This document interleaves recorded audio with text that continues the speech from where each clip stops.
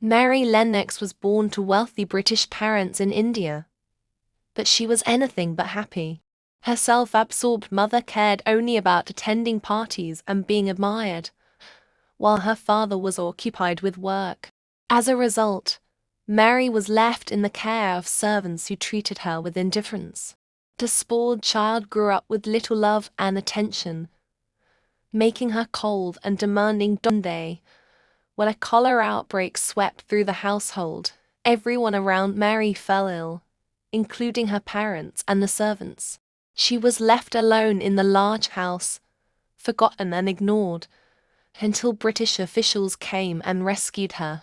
With no one left to care for her, they decided to send Mary to England to live with her uncle, Mr. Archibald Craven, a distant relative she had never met.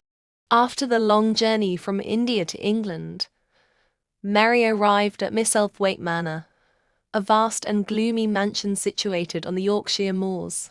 The house was cold, dark, and filled with shadows, a stark contrast to the sunny land she had known in India.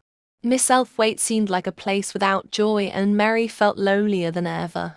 Mrs. Medlock, the strict housekeeper, informed Mary that her uncle, Mr. Craven, was rarely home and had no interest in children. She was to be left to herself, with only the maid, Martha, to look after her needs. Mary disliked Martha at first, as the maid's cheerful attitude clashed with her own sour mood. As the days passed, Mary grew restless. She spent much of her time wandering the endless corridors of Misselthwaite Manor, feeling isolated and bored.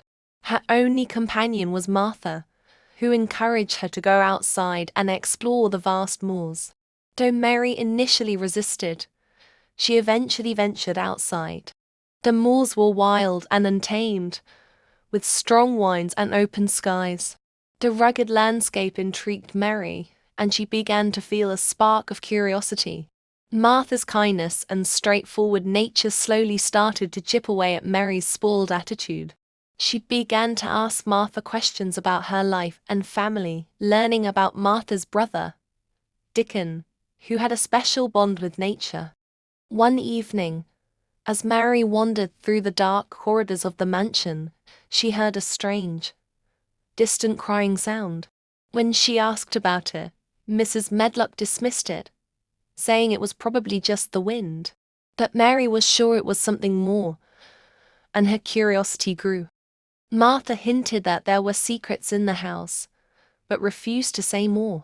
Mary's sense of isolation deepened, and she became determined to uncover the mysteries of Misselthwaite Manor. She wondered if the crying might be linked to the stories she had heard about her uncle's tragic past, the loss of his wife, and a garden that had been locked away for years. During one of her outdoor explorations, Mary stumbled upon a high wall covered in ivy. She felt an odd sense of excitement and began searching for a way in. Eventually, with the help of a friendly robin that seemed to guide her, Mary found the buried key. To her amazement, the key fit the lock on a hidden door in the wall. When Mary opened the door, she entered a long-forgotten garden. Though overgrown with weeds and vines, she could see the remnants of a once beautiful space. She felt an immediate connection to the secret garden and decided to restore it in secret, believing that tending the plants would give her something to care about. Mary's excitement over the garden grew, but she knew she couldn't manage it alone. She confided in Martha, who suggested that her brother, Dickon, could help. Dickon, who loved the moors and animals, was known for his skill in working with plants. When Mary finally met Dickon, she was enchanted by his kindness and deep love for nature. He seemed to have a magical connection with the animals and plants around him, and Mary felt drawn to his open-hearted spirit. Together, they began the hard work of bringing the garden back to life, planting seeds and clearing away the dead growth. One night, Mary again heard the mysterious crying and, this time, was determined to investigate.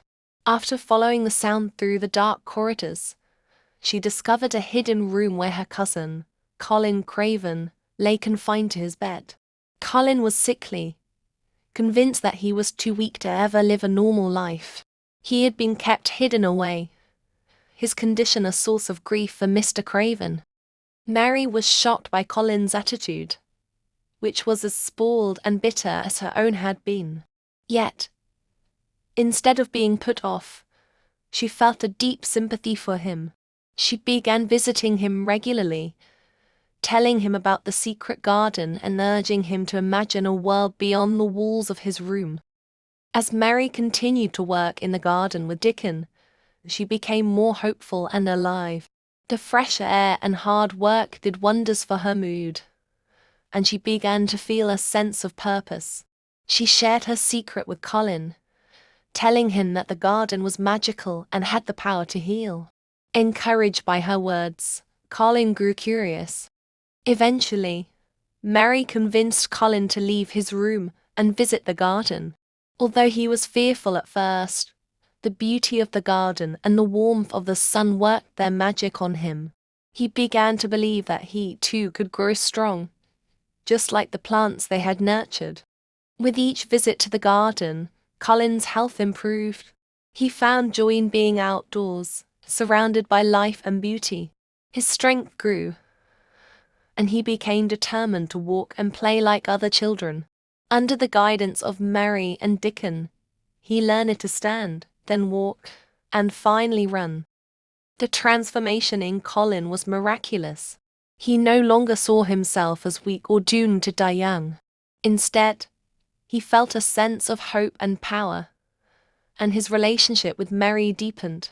Together, they shared their dreams of a future where they would be free from the shadows of the past. Meanwhile, Mr. Craven had been traveling, trying to escape the sadness that had haunted him since the death of his wife. But one night, he had a dream of his late wife calling him back to the garden. Moved by the dream, he returned to Misselthwaite Manor, unsure of what he would find.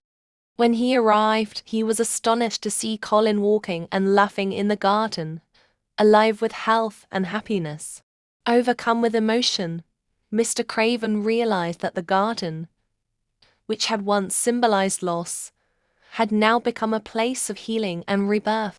He embraced Colin, recognizing that the power of love and nature had brought his family back together. The secret garden had transformed not only Mary and Colin but everyone who entered its gates. Mr. Craven, once weighed down by grief, found peace in the garden's beauty.